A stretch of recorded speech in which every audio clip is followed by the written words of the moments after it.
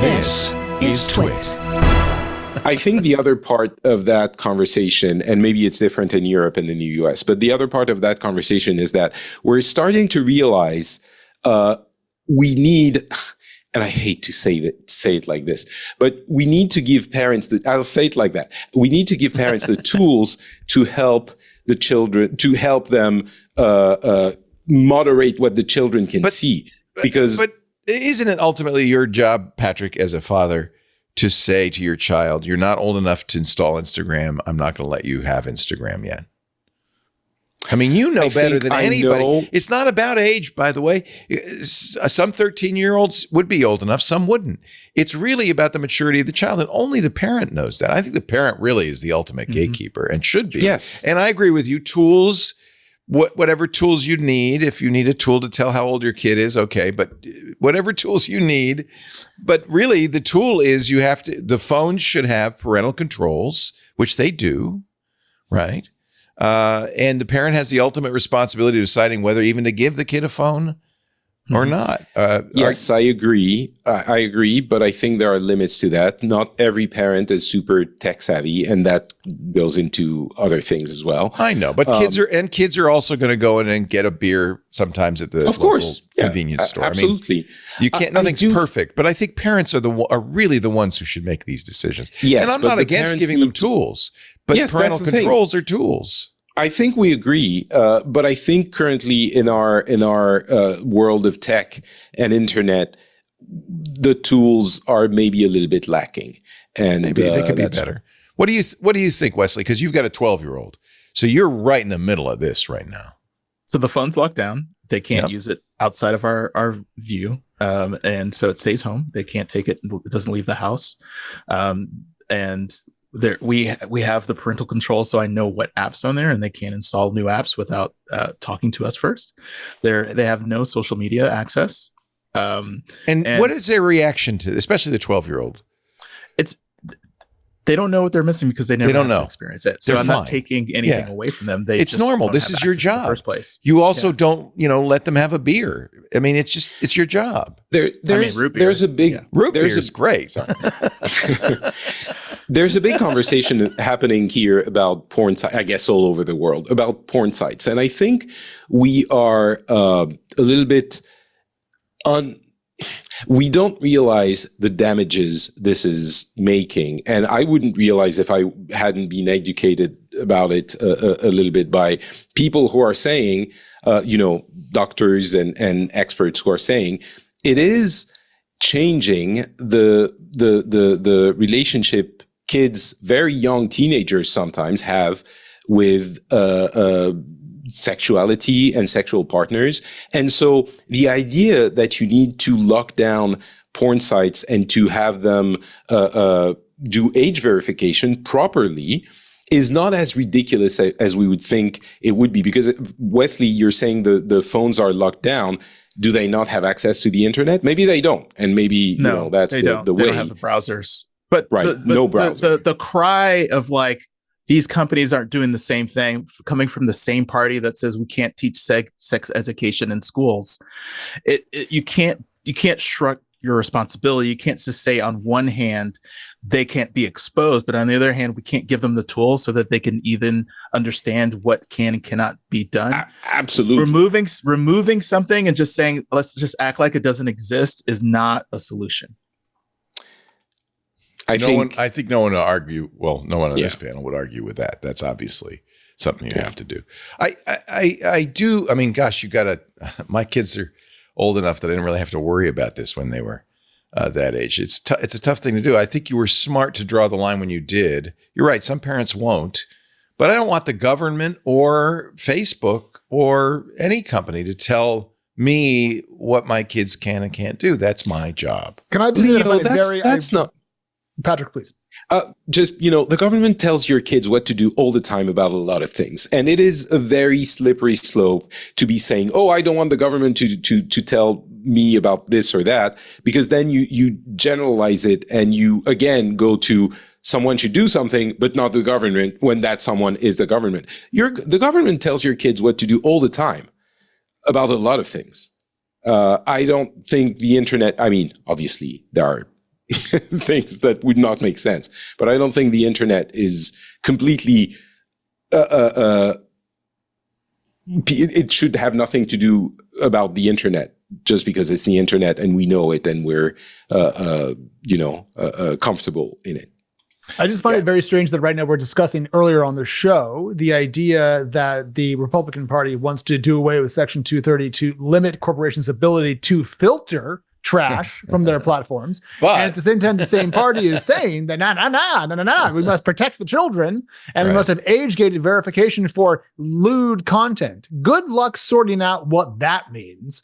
So my thought here is that I think that having this land on the government side, Patrick, in an American context means handing over control of what we can say and see and hear and read to people who are very socially conservative to the point in which we're going to end up with the Amish internet. And I say with a lot of love to people who are less technology savvy, but the point is it's just maddening. It drives me nuts how they talk out of both sides of their mouth.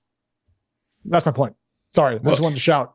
But we could talk out of one side of our mouth, so we can at least on this show say what should happen, and whether we get it we or not. I think the government says things like you have to wear seatbelts, you have to wear a helmet if you're under 18, things like that. Those are, I think, reasonable laws. Is it a public safety issue? Maybe it is, Patrick. Maybe it really is a public safety issue. I think we don't see as much because of our age and our comfort with the internet, the real issues that it can create.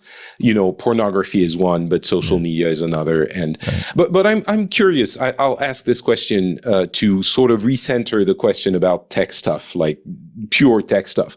Let's say there was a way. And maybe there isn't. Let's say there was a way to determine someone's age without compromising private data.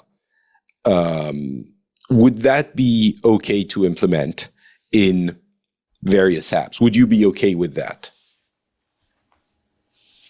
I don't want to get the government. I don't. Forget about the government. Like each. Let's say there is a new technique, the facial recognition technique, that with absolute accuracy, the camera on your phone can say how old you are and then give you access to age appropriate stuff. Would that be okay? Is that okay, Patrick? Is that I think that's the way I would phrase it better. As long as I'm the one deciding what is and what is not okay, then I'm fine with that. Yes, but the government says you can't drink or smoke before a certain age. Oh, I don't agree with that either. Oh, okay. So, I mean, I've heard that in France, you give your kids wine sometimes watered down a little bit. I've heard that. Well, a long time ago, probably, yes. But I want to make not so much nowadays. Wesley makes a really good point. I want to go back to Wes's point about sexual education in the United States, because it might sound odd to our foreign audiences, but in the US, what counts as lewd has various interpretations across the political spectrum based on religion mostly. And in different states. By the way. States. And so what we're saying here is we're framing this around parents taking care of children. And I think it's going to be very hard to argue against that. But the way this would be implemented, I think, Patrick, in the US, in a practical sense, without Leo's magical machine that knows my age perfectly every time, is that we're going to have people who are very, very opposed to any discussion of human sexuality at all, trying to ban that from anyone over the age of 18. Let's say you're gay, or you think you might be gay, and you're 12 years old, and you want to know, what does that mean? What am I? That would very likely count as lewd in Oklahoma, and Utah, and Louisiana. It's really very hypothetical because there is no way of ascertaining somebody's age without violating every user's privacy. In the UK, for a while, they talked about, you just go into a pub. And the pub will give you a certificate saying what your age is. So they literally floated this as an idea. Actually, in France, currently the law has passed and is in effect that porn sites have to verify the age of their users. And how do they do that? That's true in some states. Nobody knows. Nobody knows. There is no. Well, and to their credit, a gallery that has nude art, is that a porn site? Like, what is? Well, I remember National Geographics when I was a kid. That was my porn site. Like, like, how do you define this so that it applies to the places that matter? I think I think maybe you can get someone to make a list, and it works well enough for in the United States, where some states have done that. There are states that have done that in the United States, and in those states, most reputable porn companies withdraw, so to speak, And because then that's what's happening here as well. Yeah, because they don't want responsibility, and what you get though is the non-reputable companies. But yeah, it's complicated, but I see where you're coming from, and I understand that concern. It's intractable. It's very difficult. It's really difficult. And no matter what you do, there are going to be like negatives to it, which are serious and concerning. All right. Since this is the pop-up podcast, I'm just going to say this to all the other parents listening. One bit of advice that I got was that the world is a very large place. Yes. And your job is not to keep the world out, because that's an impossible task. Your job is to give your kids the tool to take on all the things that they're going to experience, because you don't have control about what they'll eventually run into. That's right. So giving them the tools mentally and emotionally, and understanding how they can navigate the world that is not under your control, that is your primary role. Because if your role or your thinking is that I'm just going to keep the world out, that's not going to happen. Bingo. Well said. Well said, Wesley. Yes, but. And also. Don't call me but. No, I think that's absolutely true. It's true, that's but how I raised my kids. I was a very laissez-faire parent. I let them play video games as long as they wanted and whatever. But I did what you said, which is I tried to instill in them. And it's not, as a parent, you really are a role model. Try to instill in them the values and the judgment to navigate the world that I knew that I couldn't control, even when they were young. After about 10, the peer group becomes much more important than the parenting group.